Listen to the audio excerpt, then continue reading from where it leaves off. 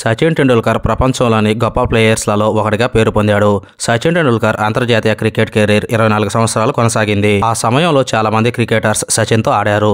సచిన్ నుంచి ఎంతో నేర్చుకునే అవకాశాన్ని పొందారు. అయితే ఆ కాలంలో సచిన్ టెండూల్కర్తో కలిసి బ్యాటింగ్ చేసే అవకాశం లభించని కొందరు ఇండియన్ ప్లేయర్స్ ఉన్నారు. సచిన్ టెండూల్కర్తో ఎప్పుడూ బ్యాటింగ్ చేసే ఛాన్స్ దక్కని 5 ఇండియన్ ప్లేయర్స్ గురించి ఇప్పుడు మనం తెలుసుకుందాం. నెంబర్ 1 రవిచంద్రన్ అశ్విన్. భారత దిగ్గజ స్పిన్నర్లలో రవిచంద్రన్ అశ్విన్ ఒకరు.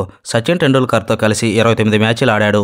కానీ గ్రౌండ్లో సచిన్ టెండూల్కర్తో అశ్విన్ ఎప్పుడూ బ్యాటింగ్ చేయలేకపోయాడు. అశ్విన్ తన కెరీర్లో ఇప్పటి వరకు 100 టెస్టులు, 116 వన్డేలు, 65 టీ20లు ఆడాడు. నెంబర్ 2 ప్రవీణ్ కుమార్. ఈ రైట్ ఆర్మ్ బౌలర్ తన అంతర్జాతీయ కెరీర్లో సచిన్ టెండూల్కర్తో డ్రెస్సింగ్ రూమ్ను పంచుకునే అవకాశాన్ని పొందాడు. అయితే ప్రవీణ్ కుమార్ ఎప్పుడూ గ్రౌండ్లో సచిన్తో కలిసి బ్యాటింగ్ చేయలేకపోయాడు. ప్రవీణ్ కుమార్ సచిన్తో కలిసి భారత్ తరపున 31 మ్యాచ్లు ఆడాడు. Number 3 Lakshmipathy Balaji. Right arm fast bowler Lakshmipathy Balaji 2003లో అంతర్జాతీయ అరంగేట్రం చేశాడు. 2012లో రిటైర్ అయ్యాడు. లక్ష్మీపతి బాలాజీ 8 టెస్టులు, 30 వన్డేలు, 5 టీ20లు ఆడాడు. బాలాజీ సచిన్ టెండూల్కర్తో కలిసి 28 మ్యాచ్లు ఆడాడు. కానీ బాలాజీ సచిన్ టెండూల్కర్తో బ్యాటింగ్కు దిగలేదు. నెంబర్ 4 మునాఫ్ పటేల్. మునాఫ్ పటేల్ 2011లో ప్రపంచ కప్ విజేతగా నిలిచిన భారత జట్టులో కూడా సభ్యుడు.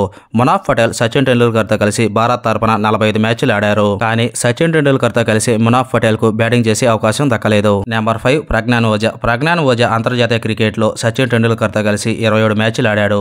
కానీ సచిన్ టెండూల్కర్తో ఎప్పుడూ బ్యాటింగ్ చేయలేదు. ప్రజ్ఞాన్ ఓజా 2008 నుంచి 2013 వరకు భారత జట్టులో సభ్యుడు. ప్రజ్ఞాన్ ఓజా 24 టెస్టులు, 18 వన్డేలు, 6 టీ20 మ్యాచ్లు ఆడాడు. హై క్రికెట్ లవర్స్, ఈ వీడియో కానీ నచ్చితే ఒక లైక్ చేయడం మాత్రం మర్చిపోకండి. అలాగే రవిచంద్రన్ అశ్విన్, మునాఫ్ పటేల్, ప్రజ్ఞాన్ ఓజా, లక్ష్మీపతి బాలాజీ, ప్రవీణ్ కుమార్ గురించి మీ అభిప్రాయాన్ని కామెంట్ రూపంలో తెలియజేయండి.